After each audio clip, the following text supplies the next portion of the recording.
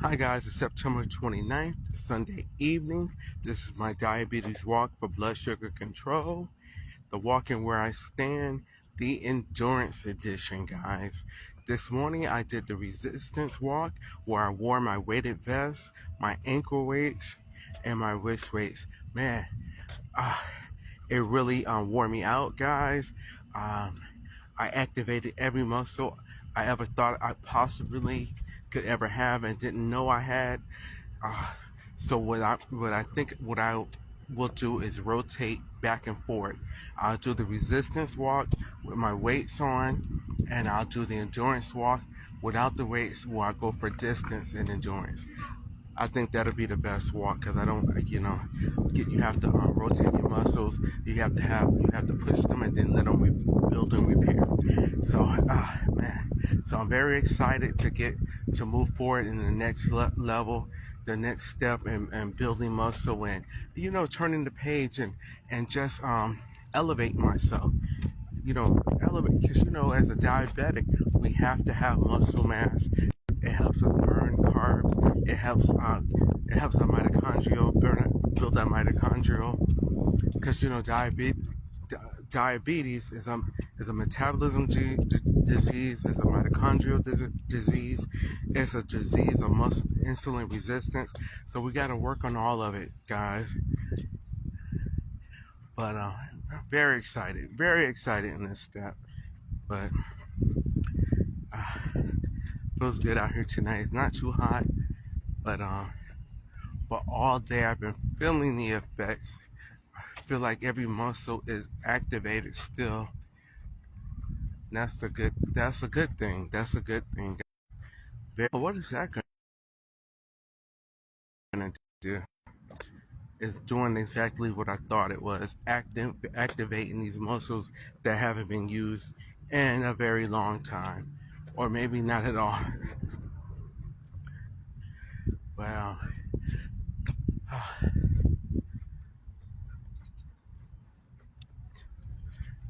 But all day after the walk, even when I took the weights off, the rated vest, the ankle weights, the wrist weight, it felt like my muscles were still working out for the whole day.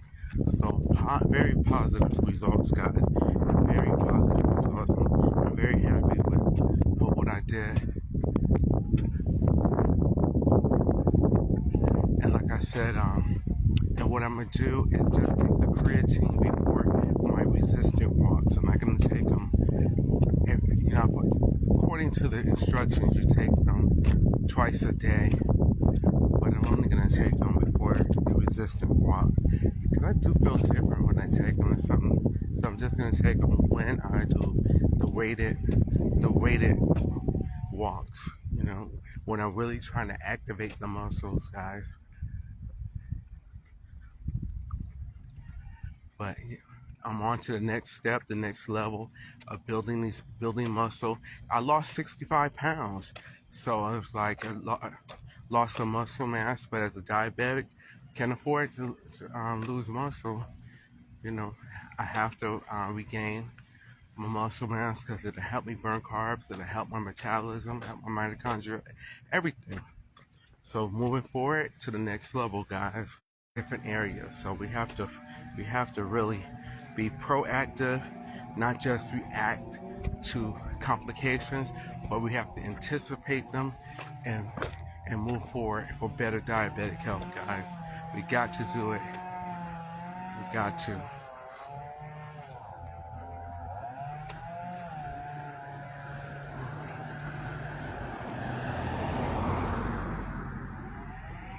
But I told you my plan. I told you I was going to execute it, and I'm there.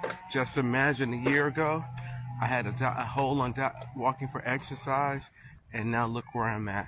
I'm walking with weights, weighted vests, ankle weights, and wrist weights, guys. It's only up for here, up, up, up. And diabetics, you can do it. Follow the 10% rule. That's what got me back into the game. When you're clear of any infections in your feet, when you don't have any wounds, any bruising, any no abrasions, and your feet are healthy in a healthy state, then you start you start a small walk. Get used to that distance. As long as everything checks out and you're under the care of a podiatrist, then you increase your walk by 10%. If you have no bruising, no wounds, no anything, no negative effects, you can increase your walk by another 10%, and you proceed forward that way under a podiatrist care. And that's how I got back into walking for exercise. That how I incorporated the exercise, the walking into my plan to improve my overall diabetic health. So it can be done, but you gotta talk to your podiatrist, your your team, your podiatrist, endocrinologist, and in my case, and my neurologist. You know, because it really began. My neurologist was wanted me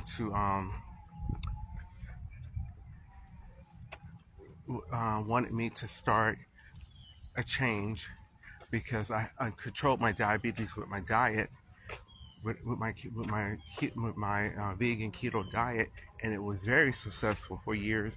But it was little changes were happening, and she was like, "Well, you need to talk to your endo." And the endo was like, "Well, technically your A1C is under 7, but I just now developed retinopathy. My liver numbers are not good. So so can you really say my diabetes is in control?"